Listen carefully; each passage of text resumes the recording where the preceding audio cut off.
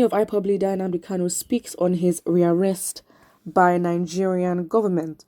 The family of Nnamdi Kanu, leader of the indigenous people of Biafra, has asked the federal government not to manhandle their son, who is currently in the custody of the Department of State Services.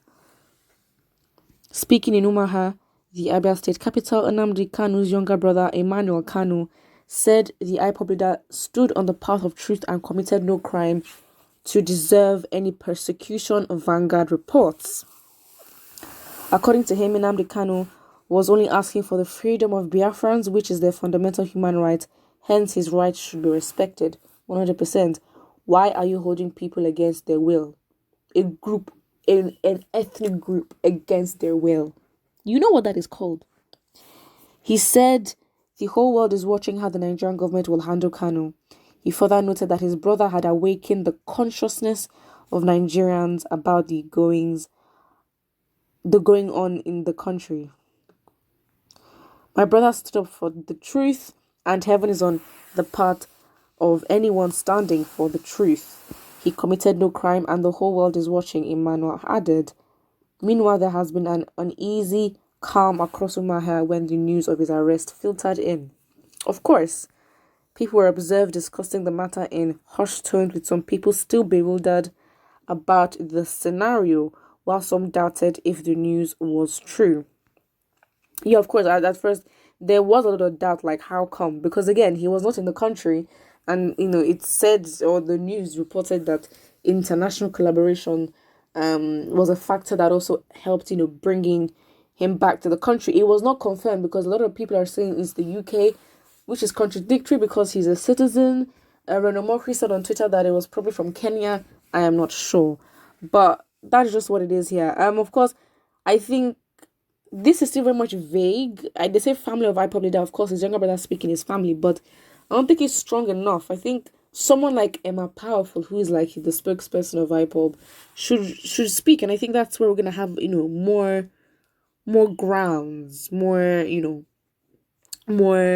clarity, or more solidified view on what is actually going on, and we'll have an idea of but it seems like it is true, and obviously that is sad, but it's not going to stop the agitation for Biafra. Absolutely not. It's just so confusing because a lot of things are going on in the country. We don't even have to explain it. We know that this is evidently wrong. And if you don't see why it is wrong, I am guessing that you are not Nigerian, or you are living under a rock, or you know what, you just don't care.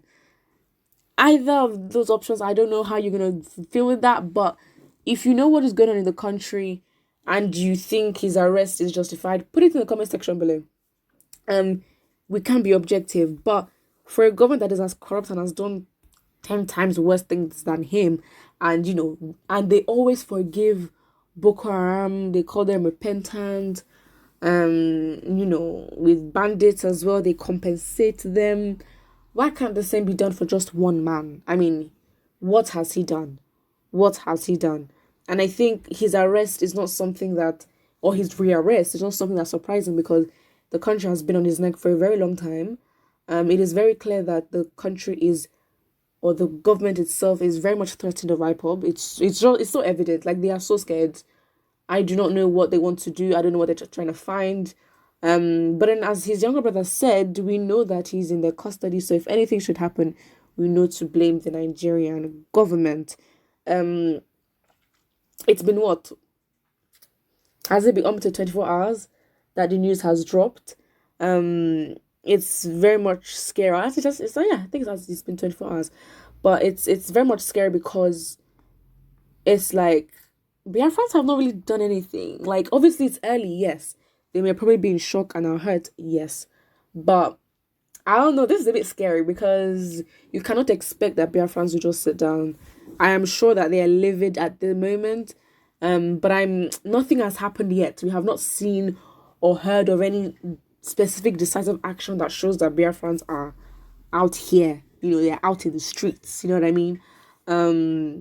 So it's a bit scary because I'm like, why are they taking their time? What are they taking their time for? So again, what do you even think the government's aim could have been? Because being very honest, understanding the kind of country that we live in, understanding that Before, it was definitely more psychological warfare that we had with the government. Very much was psychological. Absolutely 100%. But now this proves that, listen, if the country puts an effort to do anything, they would. They would. They absolutely would. They have the connections, they have the skills, they have the intelligence. They can. So again, I think that this, in a way, as much as we may not like to admit it, for a lot of people, this could be a a shun. It could be like a shunning tactic where it's like, oh, we've arrested Nnamdi Kanu. So again, this will probably make a lot of people take a few steps back and be like, you know what, let's see how things go. And that is probably what the government wants. There's no doubt that we're living in a dictatorship. Because if the world was not watching, what would the Nigerian government do to its people? If the world was not watching, what would the Nigerian government do to its people? Let's look at this comment. Someone here says Nigeria is the only country we have. All those planning and working towards destroying Nigeria will never succeed by God's grace. The battle against Boko Haram bandits and other criminals across the country continues. Why should it continue? This country will be greater and better by his grace. Abakari. So I'm guessing this is a statement from Abakari. I am not really sure, but I'm just going to ignore that because, yeah, you can't just put a statement in the comment section and just think we're going to believe that. I am personally going to Abuja. Nnamdi Kanu must not escape this time. Nigeria will remain one. I just don't understand. Like, why are you holding on to Nigeria? Like, what has Nigeria done for you? I'm talking about the state itself. What has the state done for you that you're holding on to Nigeria like as if it's your full identity? It's not. It's not your identity. Your ethnicity comes first because Nigeria. It was freaking what? Lord Lugard's girlfriend that named Nigeria. So again, it's not your identity. It's just your passport identity, to be honest. And does that still, indicate that we are still colonized? Because how independent are we? Do we have autonomy of our resources? Like, we need to ask these questions. So it's not like, okay, fine. Your eye is saying Nigeria will remain one. Remain one for what? Why do you like Nigeria? Why do you want Nigeria to remain one? What has it done for you? Why are you so, passionate about it? Please put it in the comment section because I don't understand. This is not Nnamdi Kanu. This must be Nnamdi from Ghana because Nigerian government borrowed him to disguise as Kanu. Oh, Biafra is blood. It is not a person. Tell them. And I think this is what they need to understand. And that's why I always say the government has really underestimated its people. Because, listen, I think because we left Kanu to talk by himself. You know what I mean? We left Kanu to be the only voice. And again, with the NSAS protest, that's what happened. There was never like a leader. So they could never really distinctively like arrest one person. Of course, they arrested a lot of people and it ended up in a massacre, which made them look absolutely bad.